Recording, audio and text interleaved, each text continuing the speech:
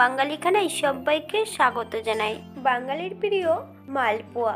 তো আমি আজকে এখানে তৈরি করব ক্ষীরের মালপোয়া। আপনারা তো অনেকভাবে ক্ষীরের মালপোয়া বানিয়েছেন, একবার আমার মতন করে সহজ পদ্ধতিতে আপনিও শিখে নিতে পারবেন ছোট ছোট টিপস সহ। চালের গুঁড়ো করার কোনো ঝুট ঝামেলা নেই। চালের গুঁড়ো ছাড়াই কিভাবে আমি আজকে ক্ষীরের মালপোয়া বানাবো, চলুন সেটা একবার দেখে নেওয়া যাক ভিডিওর মাধ্যমে। বাঙালি রান্না ঘরোয়া উপকরণ দিয়ে। আপনাদের যদি রান্নাগুলো পছন্দ হয় তাহলে চ্যানেলটি সাবস্ক্রাইব করে দিয়ে পাশে থাকবেন, পাশে থাকা বেলটি বাজিয়ে দেবেন, নইলে নিত্য নতুন রান্নার নোটিফিকেশন পাবেন না। এতটাই সুস্বাদু খেতে, আপনি একবার বানালে বারবার বানাবেন। 1 কাপ সুজি আর হাফ কাপ চিনি 1 কাপ ঈষদুষ্ণ গরম জলে 1 ঘন্টা আগে ভিজিয়ে রেখেছি।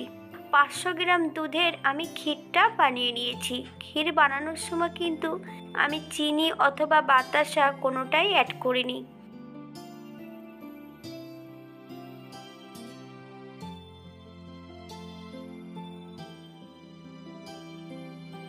এই পর্যায়ে সুজির মধ্যে 5 থেকে 6 চামচের মতন ময়দা অ্যাড করব, অথবা যতক্ষণ একটা ব্যাটার তৈরি না হচ্ছে ততক্ষণ ময়দাটা অ্যাড করতে হবে।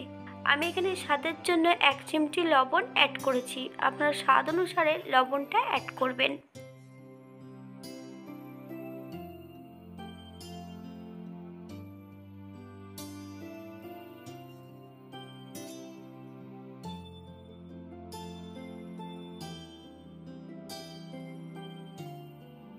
এই পর্যায়ে আমি দুধের ক্ষীর অ্যাড করব।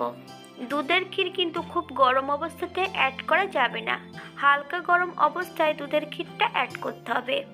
অর্ধেকটা দুধের ক্ষীর আমি এই পর্যায়ে সুজির মধ্যে অ্যাড করে দিয়েছি।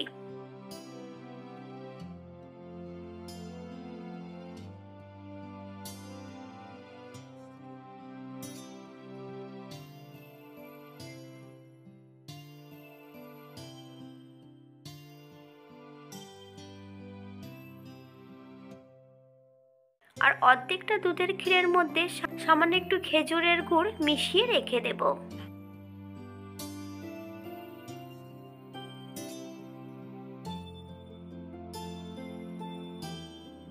এই পর্যায়ে আমি 1 চামচ মৌরি অ্যাড করব। আপনারা যদি পছন্দ করেন তাহলে এলাচের গুঁড়োটাও অ্যাড করতে পারেন। মালপোয়ার ব্যাটারটা বেশ ভালো করে মিশিয়ে নিতে হবে।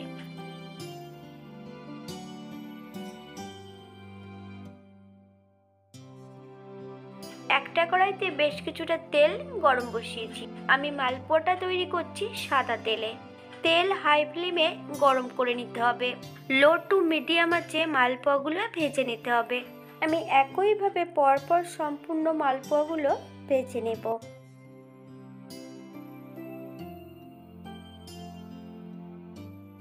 আপনারা একবার স্ক্রিনের দিকে ফলো করবেন।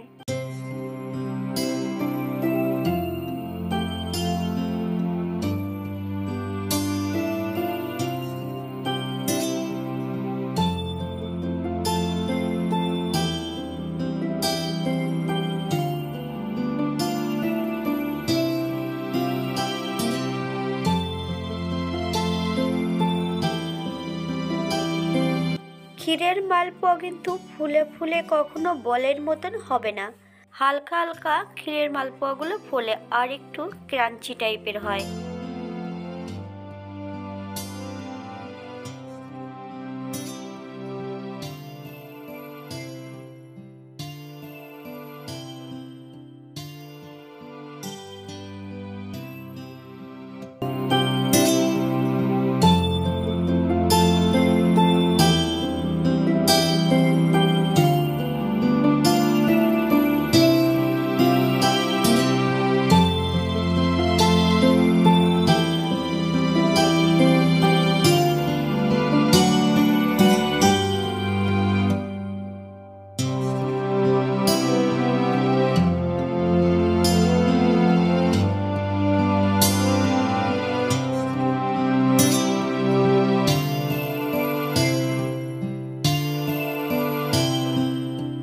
আমি এখানে সাদা তেল দিয়ে মালপোয়াগুলো ভেজে নিয়েছি।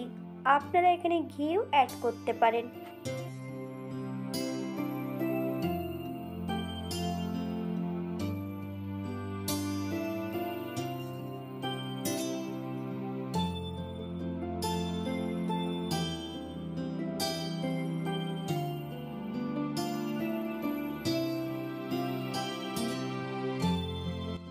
এই পর্যায়ে আমি সম্পূর্ণ মালপোয়াগুলো ভেজে নিয়েছি। আপনারা এর থেকে কম বেশি ভেজে নিতে পারেন।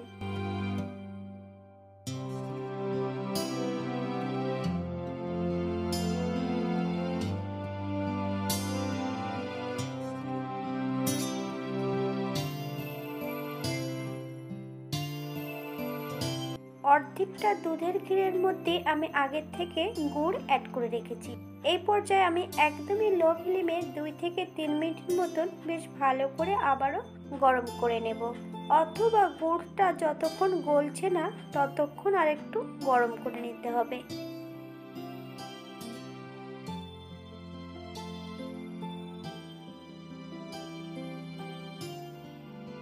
এই পর্যায়ে ক্ষীরটা আমি বানিয়ে নিয়েছি।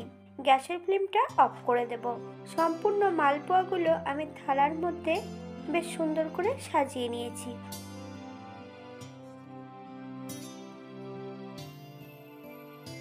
উপর থেকে সম্পূর্ণ ক্ষীরটা অ্যাড করব। আপনারা একবার স্ক্রিনের দিকে ফলো করবেন।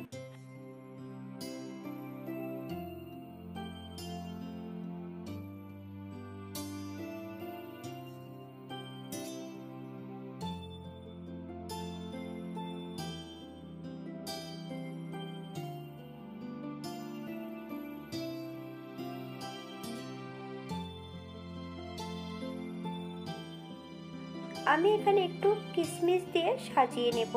আপনারা কাজু বাদাম পেস্তাটা যদি পছন্দ করেন তাহলে অ্যাড করতে পারেন।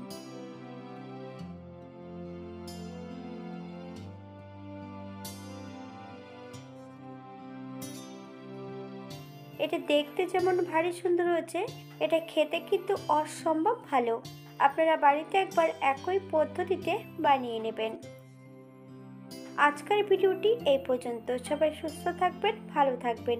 অন্যদিন নতুন রেসিপি নিয়ে আপনাদের সামনে আবার আমি হাজির হব। নতুন ও পুরনো সকল বন্ধুদের অসংখ্য ধন্যবাদ ভিডিওটি দেখার জন্য। হাতে যদি সময় থাকে তাহলে একটা লাইক, কমেন্ট, শেয়ার করবেন।